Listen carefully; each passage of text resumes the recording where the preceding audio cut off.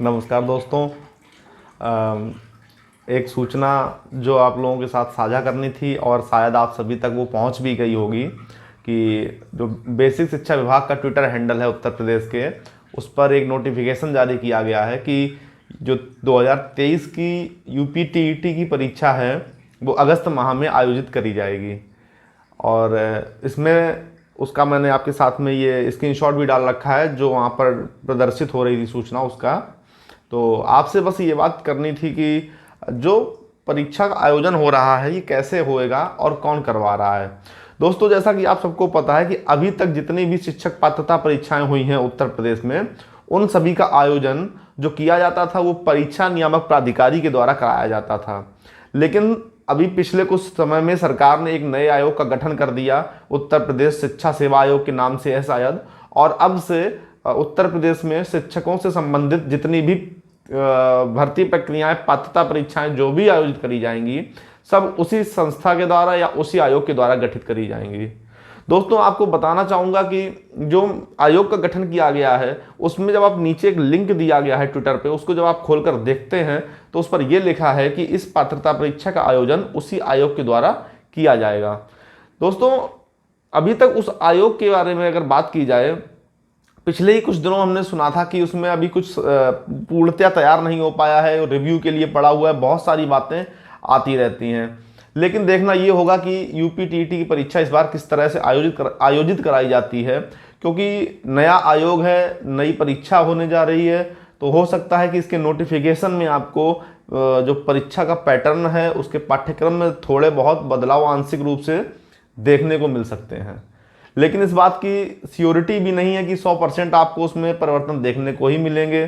तो इसलिए निश्चिंत रहिए, अपनी तैयारी में लग जाइए, क्योंकि 3 महीने का समय आपके पास बचा हुआ है।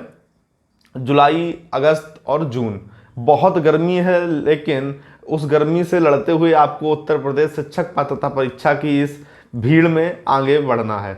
बहुत से लोग जो पिछले कई बार से शिक्षक पात्रता परीक्षाएं, चाहे वो केंद्र की हो चाहे उत्तर प्रदेश की हो, देते चले आ रहे हैं, लेकिन किन्हीं कारणों बस किसी दुर्भाग्य से उनका चयन नहीं हो पा रहा, वो पात्रता की उस कैटेगरी में नहीं पहुंच पा रहे हैं। तो ऐसे लोगों के लिए है कि आप अभी से प्रीवियस ईयर के जो भी पेपर आए हुए हैं, आज से विगत परीक्षाएं जितनी हो चुकी हैं, उन पेपर्स को हल करना शुरू करिए। जो प्रैक्टिस सेट्स मार्केट में मिलते हैं बनाए हुए लोगों को, उनको अभी हल करने की आवश्यकता नहीं है। आप सिर्फ उन्हीं प्रश्न पत्रों को हल करिए जो अभी तक आए हुए हैं, परीक्षाएं हुई हैं, उत्तर प्रदेश की है, उत्तराखंड की है, मध्य प्रदेश की है। लगभग इन सभी परीक्षाओं का जो स्तर होता है, प्रश्न पूछने के तरीके होते हैं, एक जैसे होते हैं। तो आप इन सभी राज्यों की जो पूर्व में परीक्षाएं हो चुकी हैं, उत्तर प्रदेश टीईटी, या उन राज्यों की जो शिक्षक पात्रता परीक्षाएं हैं, उनके प्रश्न पत्रों को हल करना शुरू करिए। उनसे आपके लगभग से लगभग बहुत सारे प्रश्न ऐसे मिलेंगे आपको जो वहीं से आए हुए मिल जाएंगे। दूसरी बात, ऐसे लोग जिन्होंने डीएलएड, बीटीसी या बीएलएड और बीएड किया हुआ है, और सभी ने ही किया होगा, खैर, जो पात्रता परीक्षा देने जा रहा है शिक्षक की, तो इसमें से उसके पास कोई ना कोई कोर्स तो जरूर होगा। तो आपके लिए यह है कि जो आपके सिलेबस में, आपके पाठ्यक्रम में जो बताया गया था, किस तरह से तैयारी, पाठ्यक्रम में जो दिया गया है, बाल विकास एवं शिक्षा मनोविज्ञान से संबंधित बिंदु हैं, अधिगम है, बाल विकास भी थोड़ा ना थोड़ा मिलता है। तो उन सबको अगर आप समग्र रूप से पढ़ते हैं तो ये आपके लिए बहुत लाभदायक होने वाला है। किसी भी आपको दूसरी पुस्तक की जरूरत नहीं पड़ेगी, किसी कोचिंग के किसी वीडियो की जरूरत नहीं पड़ेगी, अगर आपने अपने पाठ्यक्रम में दिया हुआ वो बाल विकास और शिक्षा मनोविज्ञान से संबंधित जितने प्रकरण हैं उनको अगर समाप्त कर दिया। आप ये पाएंगे कि आप जो भी पढ़कर जाएंगे अपनी पाठ्य पुस्तकों से, क्योंकि होता क्या है, उत्तर प्रदेश के बहुत सारे स्कूलों की बात करी जाए, कॉलेजों की बात करी जाए, जो डीएलएड और बीएड और आयोजित करवाते हैं। खैर, बीएलएड के कॉलेजों की तो स्थिति अभी काफ़ी हद तक ठीक है, लेकिन बीएड और डीएलएड के जो कॉलेज होते हैं वहाँ पर पूरा छात्र जो होता है उसे किसी चीज़ से मतलब नहीं होता। वो एडमिशन लेता है और उसके बाद में भूल जाता है कि उसने एडमिशन लिया, और इस दौड़ा दौड़ में वो पूरे पाठ्यक्रम को निगलेक्ट कर देता है, नज़रअंदाज करता चला जाता है। और जब वो शिक्षक पात्रता परीक्षा देने के लिए आता है तब उसको सब कुछ नया नया मिलता है, क्योंकि उसने कुछ पढ़ा ही नहीं होता है। जो भी पढ़ता है वो सिर्फ इसलिए पढ़ लेता है कि उसको सिर्फ वहाँ पर बैक ना लगे और वहाँ पर परीक्षा में पास हो जाए। तो परीक्षा का आयोजन अगस्त में होएगा, अगर नहीं होएगा तो ये तो मान के चलिए 2030 के अंत तक यूपी की जो पात्रता परीक्षा ये होकर रहेगी। सुपर टेट की कोई बात अभी नहीं की जा रही है और उस पर बेफिजूल में चर्चा करने का कोई समय नहीं है अभी। तो आपको वही अपने दिन में 2 से 3 घंटे का समय निकालिए और उनको उठाइए, उन प्रकरणों को देखिए और अधिक से अधिक जो राज्य पात्रता परीक्षाओं में प्रैक्टिस सेट आए हैं पर उनके जो प्रश्न पत्र आए हैं उनको हल करिए। एक बार हल हो जाने के बाद उनको दोबारा हल करिए, 2 बार हो जाने के बाद तीसरी बार, जितनी बार आप उनको रिवीजन करिए तो आपको वो ज़्यादा लाभदायक होएगा। अगर कुछ लोगों का ये समस्या हो जाती है, वो कहेंगे अरे अभी तो नोटिफिकेशन नहीं आया है, नोटिफिकेशन आएगा तब तैयारी करेंगे, तो यही गलती जो केंद्रीय विद्यालय की जो परीक्षा हुई थी पिछले दिनों में, उसके जितने भी उम्मीदवार थे, एप्लीकेंट थे, उनके साथ भी लगभग यही गलतियां हुई।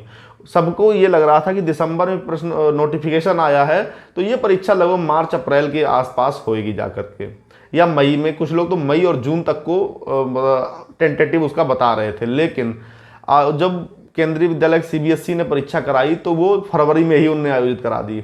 बहुत से लोग इसमें बाहर रह गए क्योंकि उनकी तैयारी का जो स्तर था, उनकी तैयारी का जो प्रक्रिया थी, वो उनकी ये सोचकर वो तैयारी कर रहे थे कि जो उनकी परीक्षा होएगी वो परीक्षा मार्च या अप्रैल के महीने में होएगी। तो अपने समय को बिल्कुल व्यर्थ मत करिए। अगर आग लगी है, धुआं उठा है तो आग लगी होगी, तो अपनी तैयारी में लग जाइए। कैसा होता है, कौन कराता है, कौन नहीं कराता है, इन चीज़ों से कोई मतलब मत रखिए। अगर नोटिफिकेशन की बात आई है सामने, उसमें बहुत सारी चीज़ें नीचे लिखी हुई हैं, जो नोटिफिकेशन खोल के पढ़ेंगे उसमें यह भी दिया गया है कि अगर सूत्रों की खबर सही हुई तो परीक्षा बहुत जल्द से जल्द आयोजित करा ली जाएगी। तो आप ये तो मानकर चलिए कि यूपी की जो टीईटी की परीक्षा है बहुत जल्दी आपको देखने को मिलेगी। तो हिंदी के विषय के लिए अगर आप पढ़ना चाहें तो उसके लिए हम आपके साथ जुड़े रहेंगे। हिंदी से संबंधित कोई भी चीज़ होगी जिसमें हमने अपने चैनल पे हिंदी के 2 प्रकरण, जिसमें समास प्रकरण और वर्णमाला प्रकरण को डाल रखा है।